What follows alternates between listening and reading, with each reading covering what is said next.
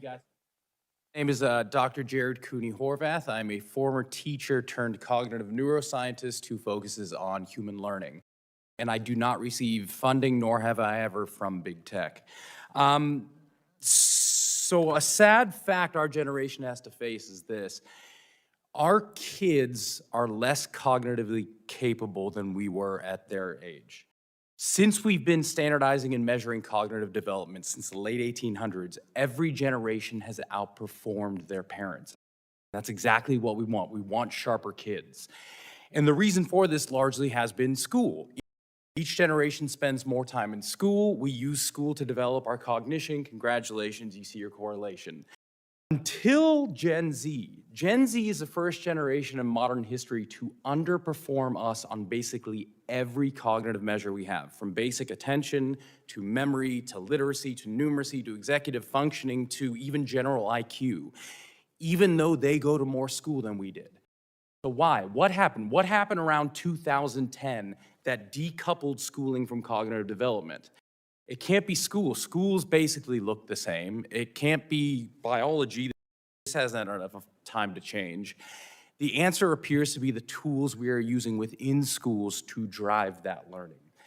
Across 80 countries, as Jean was just saying, if you look at the data, once countries adopt digital technology widely in schools, performance goes down significantly, to the point where kids who use computers about 5 hours per day in school for learning purposes will score over 2/3 of a standard deviation less than kids who rarely or never touch tech at school.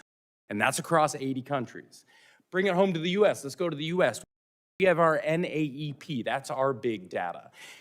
Take any state, and here's a fun experiment you can try. Take any state NAEP data. Compare that to when that state adopted one-to-one technology widely, and watch what happens. The NAEP data will plateau and then start to drop. Now, as Jean said, of course, this is all correlative. What we really want is causative. To get causation, what you need is academic research, and you need mechanisms, explanations for why we're seeing what we're seeing. Luckily, we have academic research stretching back to 1962 that shows the exact same story for 60 years. When tech enters education, learning goes down. In fact, one of the biggest ed psychologists right now, Dylan William out of the UK, recently said, ed tech is a revolution that's been coming for 60 years. And we're gonna have to wait another 60 because it ain't doing anything. Now that's research, but now we need mechanisms. Luckily, over the last about 2 decades, we've been doing a lot of work in what we call the science of learning. How do human beings learn?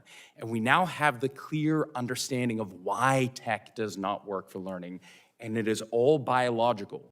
It's not that the tech isn't being used well enough, we haven't been trained enough, we need better programs. It's we have evolved biologically to learn from other human beings, not from screens. And screens circumvent that process. I won't go too deeply into the mechanisms, they can get boring, but just know they're there if you want to talk about them. So that leaves us with 2 options. Option 1, when you know something is wrong, do better. So we could just say, hey, mea culpa, get some of this tech out of schools, go back to what we know works, some analog methods, cool. Or 2, we could redefine our terms. We could redefine what it means to be an effective learner. I want to end with one quick story here. Think back to your childhood, to your schooling. I guarantee all of us at one point took a test on reading comprehension. And the way it looked is this. Here's a passage of about 750 words. Here are 10 to 12 questions about that passage. Most of them are inferential, not factual. They're asking you to go beyond what you just read to see what you understood. Cool. Last year, the SATs had a reading comprehension section. Here's what it looked like. Here is a single sentence of 75 words. Here is one question, fact-based, about that sentence.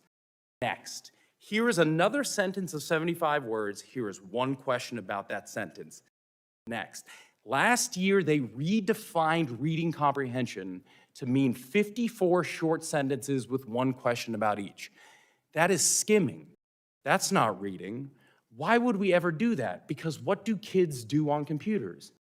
They skim. So rather than determining what do we want our children to do and gearing education towards that, we are redefining education to better suit the tool. That's not progress, that is surrender. So as we go through our discussion today, there's gonna be a lot of talk about smartphones and social media, rightly so. But I'm the voice here to remind you that even in schools, it doesn't matter what the size of the screen is, if it's a phone, if it's a laptop, if it's a desktop, and it doesn't matter who bought it. Is it school sanctioned? Does it have the word education stamped on it? It doesn't matter. All of these things are also gonna hurt learning, which in turn are gonna hurt our kids' cognitive development, right at the time when we need our kids to be sharper than we are.